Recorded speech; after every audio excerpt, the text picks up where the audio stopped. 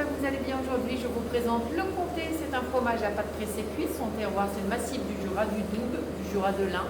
Les races de vaches sont Montbéliard des Cimental, nourries exclusivement avec le fourrage provenant de la zone d'appellation. Pour fabriquer un comté, il faut environ 400 litres de lait. La fruitière est l'atelier où les producteurs rassemblent leur lait pour faire fructifier le comté. Cette forme d'organisation villageoise est née au 8e siècle. La fruitière reçoit chaque jour le lait des exploitations alentours. Le lait est travaillé dans les 24 heures. Le comté peut être affiné 4 mois, 12 mois, 24, 36 pour les initiés. Les caves d'affinage sont souvent spectaculaires et font presque penser à des cathédrales. Entre silence et pénombre, les meules sont soignés jusqu'à la maturité pour avoir leur propre identité et leurs propres arômes.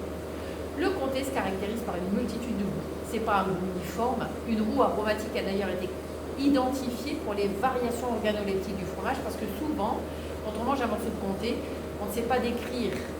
Les mots nous manquent. Le comté que je vous propose est un comté d'été au lait cru, un comté authentique de 2022. Sa pâte, elle est souple et fruitée.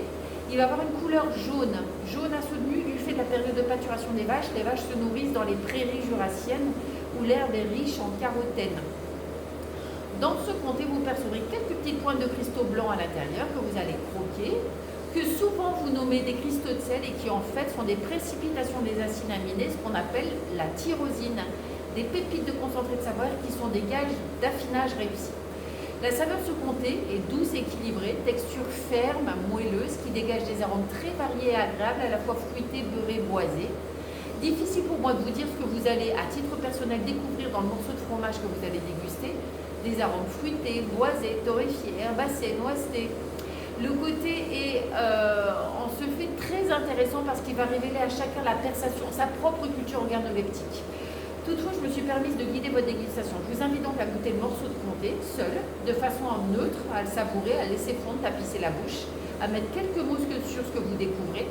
Seconde expérience, je vous invite à faire la même démarche accompagnée de quelques râpures de chocolat et découvrir vous-même le goût modifié ou accentué ou encore plus équilibré du fromage.